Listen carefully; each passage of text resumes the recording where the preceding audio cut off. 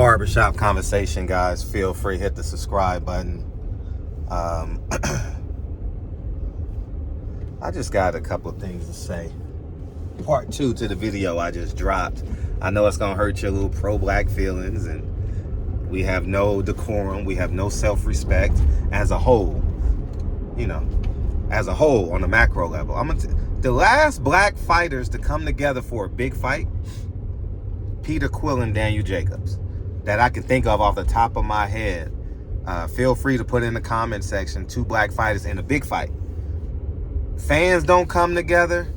Fighters don't come together. Let me give you an example. Recent history. Devin Haney versus, what's his name? Devin Haney versus Gary Russell Jr. I set it up perfectly. I made one the antagonist, the other the protagonist. And what y'all Negroes do? Destroy it. Just like you destroy your whole neighborhoods. Earl Spence, Terrence Crawford, they can't come together and make a fight. They even got a black advisor, and they can't come together and make a fight. And what do the Negroes do online? Choose a side instead of advocating for the fight.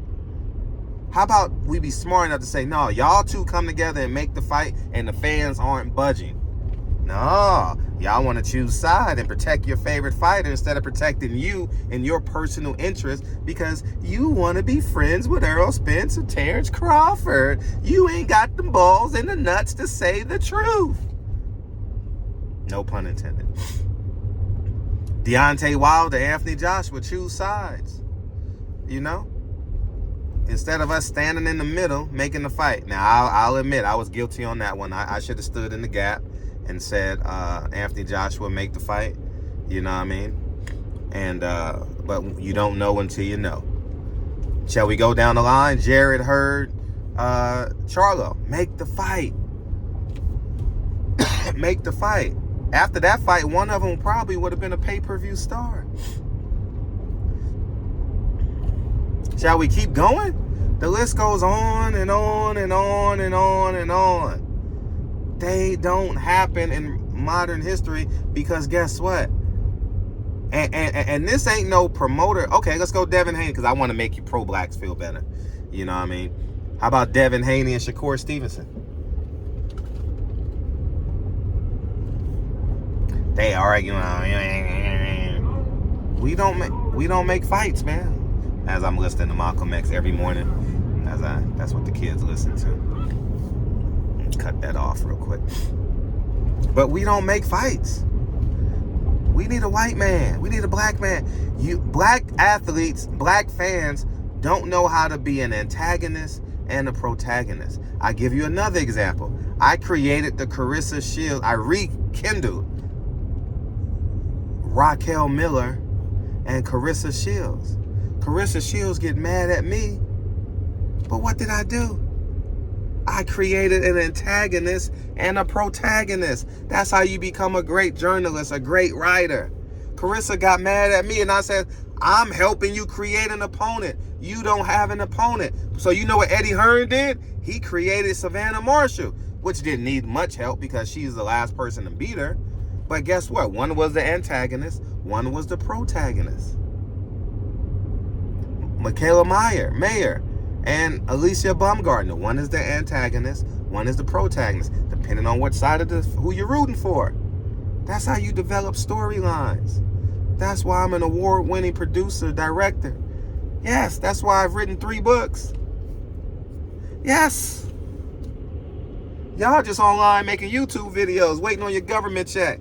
Well, y'all, what is it? SSI and permanent disability and Social Security and welfare and WIC and you know, y'all getting all them benefits, man. You know? Meanwhile, I'm out here grinding, paying taxes, and you taking my money. And that's the problem.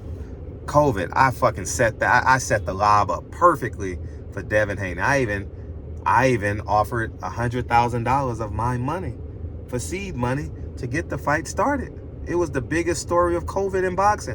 Where did it start? In the barbershop. Who created it? Me.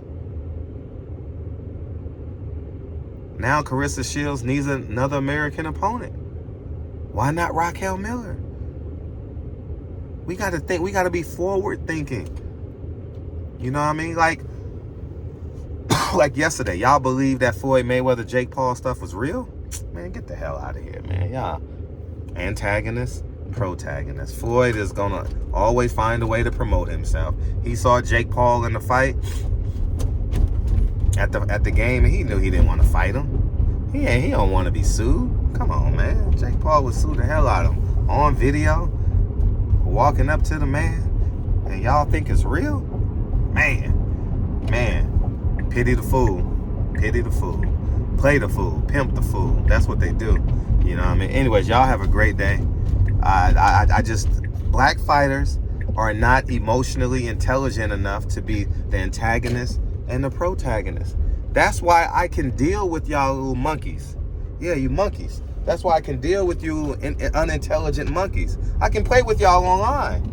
I don't care what you say about me. Oh, you didn't marry, what else? You didn't marry a black woman. You didn't care. I've won at life already. I'm 45 and I've won. Every day I make 5 figures, damn near basically. Through equity, through cash, through cerebral intelligence, every day. I'm in the thousands. And my family walk around with integrity, character, valor, intelligence, articulate, goal-oriented. Yeah. Our fingernails don't smell like weed.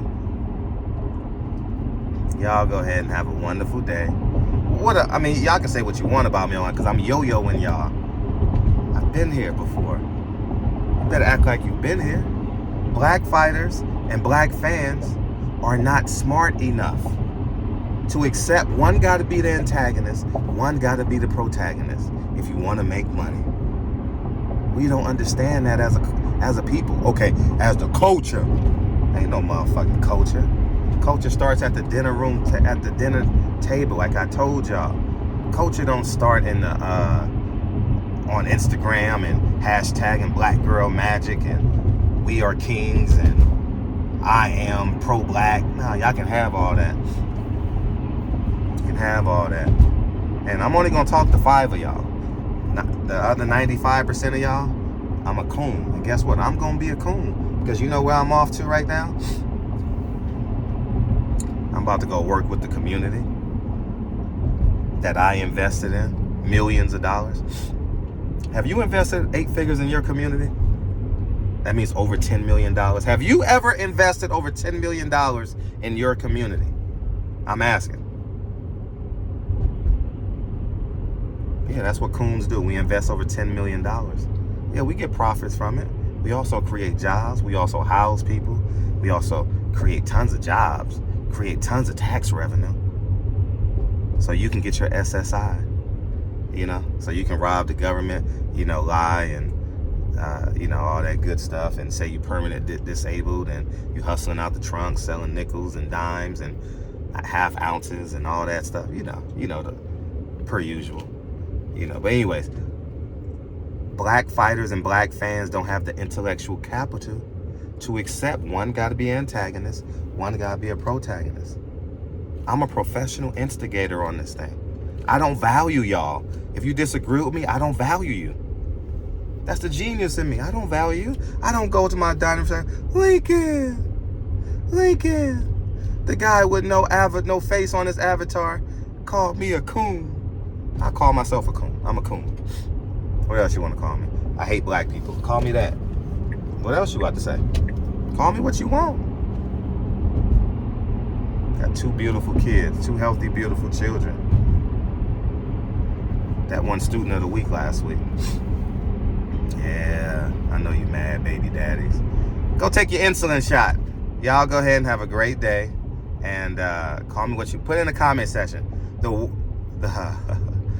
in the comment section, man. Put in the comment section, man. I would greatly appreciate, because I know y'all mad. Y'all wish y'all was worth 8 figures. I know. Fred always talking about my money. You always talking about Floyd's money.